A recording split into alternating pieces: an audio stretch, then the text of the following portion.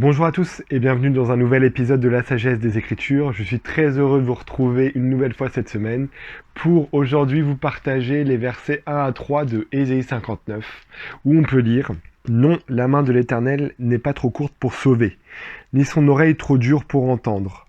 Mais ce sont vos crimes qui mettent une séparation entre vous et votre Dieu.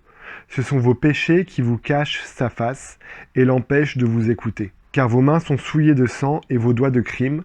Vos lèvres profèrent le mensonge, votre langue fait entendre l'iniquité. » Alors, pourquoi j'aime bien ce verset? Parce que il explique clairement pourquoi des fois on a l'impression que Dieu n'est pas dans notre vie, pourquoi il n'agit pas dans notre vie.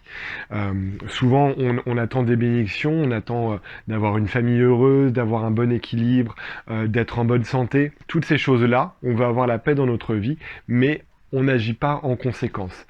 C'est-à-dire que par exemple, peut-être qu'on veut avoir une bonne santé, mais voilà, on va prendre des mauvaises habitudes comme trop fumer, boire de l'alcool, ou peut-être un peu trop manger de chocolat, je parle pour moi. On peut avoir le désir de fonder une famille, d'avoir un équilibre dans notre mariage, mais en même temps, on va aller regarder de la pornographie.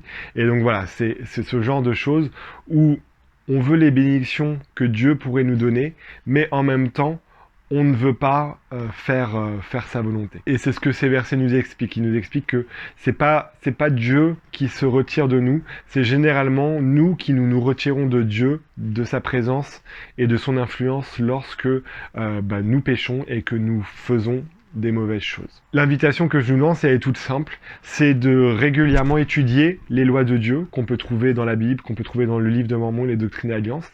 Et lorsqu'on veut une bénédiction, faisons en sorte de respecter cette loi de Dieu. Si on veut que nos finances s'améliorent, commençons à payer la dîme. Si on veut avoir un meilleur équilibre entre notre travail, notre famille et les activités diverses et variées, commençons par honorer le jour du sabbat et à rendre ce jour plus saint. Et je nous promets que si on commence à rechercher la volonté de Dieu, en fait on verra son influence plus présente dans notre vie. Il y avait quelques versets juste avant, à la fin du chapitre 58, où Dieu il explique que si tu retiens ton pied pendant le sabbat, pour ne pas faire ta volonté en mon saint jour, si tu fais du sabbat tes délices, pour sanctifier l'Éternel en le glorifiant, et si tu l'honores en ne suivant point tes voies, en ne te livrant pas à tes penchants et à de vains discours, alors tu mettras ton plaisir en l'Éternel. Et j'aime bien cette petite bénédiction, il y en a d'autres qui suivent dans le verset, mais j'aime bien, c'est « alors tu mettras ton plaisir dans l'Éternel ».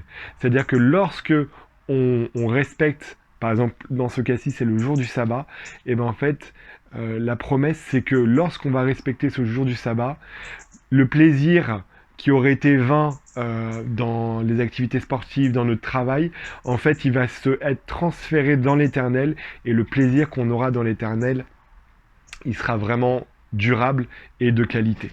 Donc encore une fois, voilà, changeons nos voies, on a tous des choses à améliorer parce qu'on est des êtres humains, personne n'est parfait.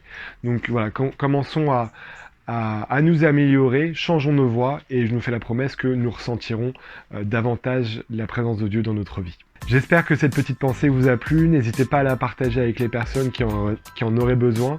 N'hésitez pas aussi à rajouter dans les commentaires comment vous avez pu voir ça dans votre vie, comment en respectant certains principes vous avez pu ressentir l'influence de Dieu dans votre vie. Et sur ce, je vous souhaite une très bonne semaine et je vous dis à la semaine prochaine pour plus de sagesse grâce à Jésus-Christ.